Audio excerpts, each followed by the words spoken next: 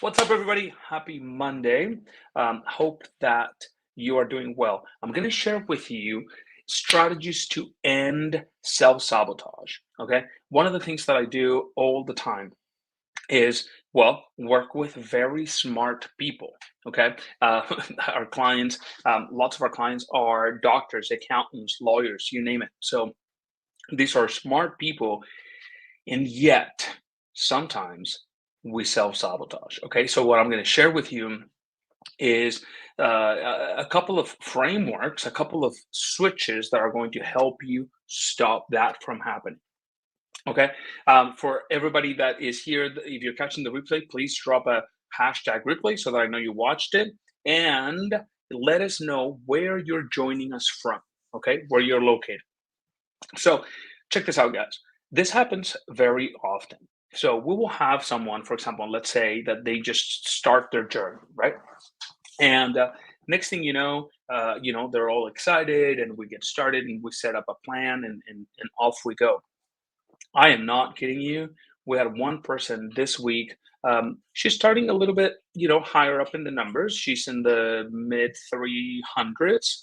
Um, one week down 15 pounds. Okay. We have another client who just finished 1 month. And even though on the weekend there were tacos and margaritas, including that, she's still 11 and a half, 12 pounds down in her first month. So, and this second client is not in the 300s, she's in the 200s. So, it's normal, right? That when we start, we are excited. Pain is at its highest. Think about it. If right now you're the heaviest that you've been, and if your larger clothes are starting to feel snug, then pain is going to be right up there, right? You're hitting against that spot, and you feel uncomfortable. So that pain of that discomfort is driving you to action. And so what we normally see in our first 3 months of our program, our clients usually start at around 225 pounds, 245 pounds, somewhere there. And like clockwork, first 3 months, they lose anywhere between 8 and 11 pounds per month, like clockwork. Okay. Now, let me tell you where self sabotage can come in.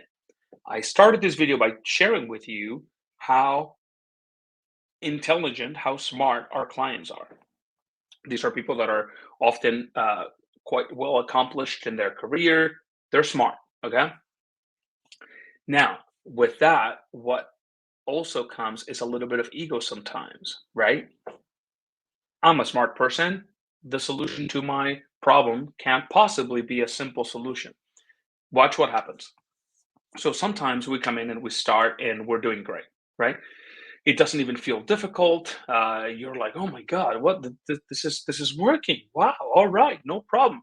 I'm tracking my food. I am, going for walks. I'm doing maybe a little workout here and there, and the weight's coming off. Awesome. Here's what happens sometimes. Something else in life goes sideways. You fight with your husband. Your son gets hurt and has to be rushed to the hospital. Your mom is sick. You have to take care of her. Your boss is a jerk, and now you're drowning in work. Life, right? Something in life happens that knocks you off track. Maybe holidays, maybe whatever. And then if you find it a little bit difficult to get back on track, to get back to what you were doing, here is the culprit. Here's what I notice, and this is, part of the human condition, right? It's normal. Here's what happens. We then start to second guess whether we can get back to what we were doing or not. And we'll start making stories up in our mind about why that is not going to work again for us, right? For example, I'll give you a very specific example. We have one client, did amazing first 3 months, lost like 20 pounds. Because she was tracking her calories instead of eating from a restricted meal plan, she was like, man, this is amazing. I can literally have wine and chocolate and make it work within my numbers, and the weight's coming down. This feels really sustainable. I'm loving this. Loses like 20 pounds. And then life happens. She maintains, right? And then she goes, okay, you know what? I think I'm ready to lose some more. Great. We start trying to go back to those previous parameters of like, great, we already know what works. We just need to go back to that. And now the story is, well, I don't know if I really want to do that. Well, I just don't want to be obsessing over counting calories. And as if obsessing and counting calories were synonymous, as if you had no choice but to obsessively count calories. I can count calories and be like, cool. You can train yourself to count calories and just be like, cool. Now, can you become obsessive about it? Of course. But that's up to you, right? That's up to you and your mindset. And sure, how you're being coached, perhaps, right? If you go past your calories and your coach or whomever you're working with goes, "Oh, don't do that again," then be a negative connotation there. But if you go over your calories, and like my client that had the margaritas and the tacos, uh, you know, she shares this with me, and I'm like, "Wow, that's amazing! That sounds like a lot of fun."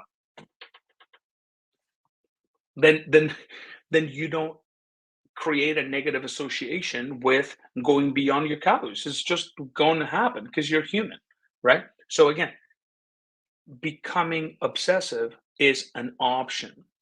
Is not something that has to happen, But in our minds, and this is the key for you, my friends, if at any point you've caught yourself self-sabotaging, be mindful of the stories that you're making up in here to convince you of why you shouldn't go back to what you already know worked.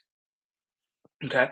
If you were going for walks every day, let's keep it super simple. Okay. If you were going for walks every day, 30 minutes, and whatever, you started drinking more water, you cut out sugars after 8 p.m., like literally, let's make it super simple. And that was working. You were making progress and it felt totally doable. You could have sweets, just not past 8 p.m., and you were literally just walking 30 minutes. If you're not doing at least that right now, that means you're self-sabotaging because you already know at least that, and that was working, right? Ask yourself, catch yourself, and pay attention to the stories you tell yourself as to why you can't do that now, or why you might not want to do that, or why that may not be the best. Just, we need to be aware that our minds, we all say this, yeah, yeah, yeah, I know it, Miguel, but we don't really behave as if we did, do we? Our mind can be our biggest ally, our most powerful weapon, or your biggest enemy, right? And of course, everybody says, yeah, yeah, yeah, I've heard that before. But we don't behave as if we knew it. We keep on believing all the same shit that keeps us stuck, right? When your brain tells you, "Ugh, but like, we could just like, I'd just rather lay on the couch and like scroll TikTok or whatever, watch Netflix or whatever, scroll Facebook instead of walking for 30 minutes. I don't want to track my calories because I'm just too busy. I don't have time for that. We know that's BS. You know it. I know it. Do you poop?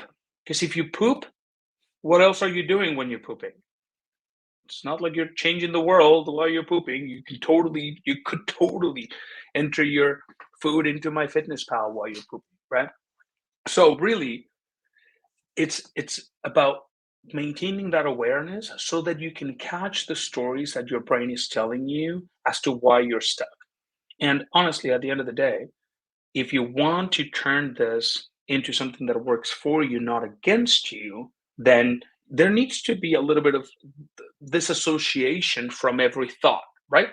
What I'm trying to say is if you believe everything that you think, then you're screwed because how could you possibly question those stories or those beliefs, right? You're going to be like, well, there it is. I'm thinking it. So obviously it's true, right? So the first step is to take a step back and disassociate of those thoughts and be like, is that accurate though? Like, is it for real? Is it that I am really that busy? Or is it something else? Maybe I suck at prioritizing. maybe even though I myself, as a human being, physically, mentally, emotionally, I am falling apart, I'm still prioritizing the 10th load of laundry, even though I haven't folded the other nine. You know what I mean? And, but these are the, this is where the coaching happens, right? It's in some of those aha moments that allow us to real, oh shit, good point. Hmm, let me think about that. Let me go and do some digging and figure this out.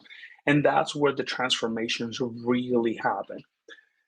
For you to stop self-sabotage, you need to go one step before the behavior. If your behavior is, you know what, I'm doing well, I've been losing some weight, and as soon as I'm making some progress, I go and I binge, or I go and I literally, I'm not even hungry, and I'm just like blah blah blah, stuffing my face with Oreos. Oreos are delicious, so there's that. But if you catch the pattern, then it's not just, well, don't buy the Oreos because you'll find something else, right? The question we should be asking is, we got to go one step before. So, why is that happening? There's a pattern there. We see it happen every time you hit a new low in your weight.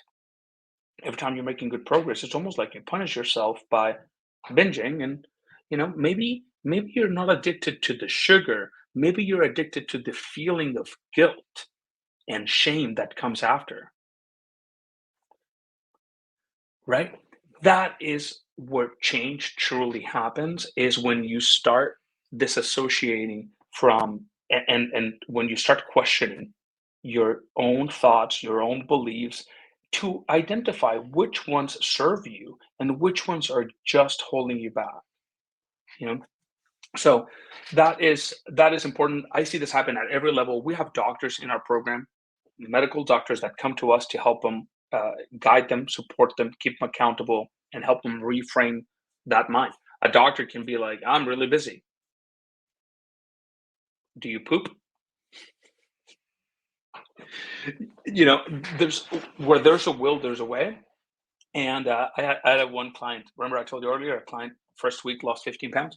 Um, she's super sassy, and I love this woman. It's hilarious every time that I talk with her, even though it's only been twice. One time when she came in, and one time now after week one. And she was like, I kept on stepping on that scale, and I'm seeing the number, and I'm like, what? And get this, in her pictures of the food that she was eating, you know what was included in there?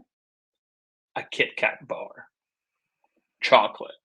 And because this was her first week, just how timing worked and what have you, she didn't even get around to do any grocery shopping or any meal prepping. Nothing. You know, the reality is that the coaching is at its most valuable, not when shit's going well, but when we're hitting a roadblock, right? And oftentimes, just like I said earlier, your mind can be a powerful ally or your biggest enemy. These are not things you've never heard before. Sometimes it's how this lesson is showing up for you, how this obstacle, how this roadblock is manifesting in your life. And once you see the pattern, it hits you at a different level. Oh shit, maybe I'm not addicted to sugar. Maybe I'm addicted to the feeling of guilt that comes after. Why? At which point did I, at which point was I taught that I didn't deserve good shit to happen for me? At which point did I believe the lie that I was unworthy of great things? And you start doing some digging, and that's when shit changes. But what is required for you to even listen to this? Humility. And this is why I said at the beginning, our clients are smart.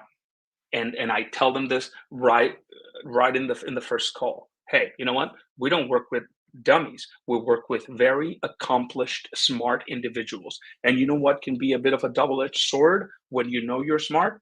The fact that you know you're smart. So so now human nature doesn't allow you to, or well, it makes it more difficult for you to be like, huh, all I needed was to go for walks, drink water, and just not eat my feelings. Huh. That sounds too simple. So our ego wants to rebel, right? Like, oh, come on, I'm smart. If the solution to my problem is a simple solution, am I still smart? And that's it's almost like humility is the price that you pay to enter the arena where success can happen. Otherwise, with your ego, with all your smarts, with all your, yeah, yeah, yeah, Miguel, I know. Yeah, yeah, yeah, I've heard this before. You're still going to be in a shitty spot, wondering why you're stuck, and then making up all the stories to back it up, to make you feel good about being stuck, right? Oh, maybe I'm just going to be body positive because I can't get my shit together. So, like, the only choice I've got is now to just be like, fitness is toxic. We will make up stories to justify us being stuck. So, my friends, if this resonates, if it resonates, please let me know in the comments. If there's anything from this that stands out, please let me know in the comments. If you hate it, also let me know in the comments. That's totally cool. If now you know, oh shit, I don't like this guy. He's saying that essentially when I am, complaining and making up my own stories, that that's up to me to change. Oh hell no, I don't like this guy. Then beautiful. Now we would never be a good fit together, right? So I enjoy making longer form videos like these for you guys. I just need to know if they are useful for you, so that if they are, I'll keep making them. If they're not, I'll shut up. All right. So please let me know in a comment. Have a fantastic Monday. I love your faces, and I'll see you soon.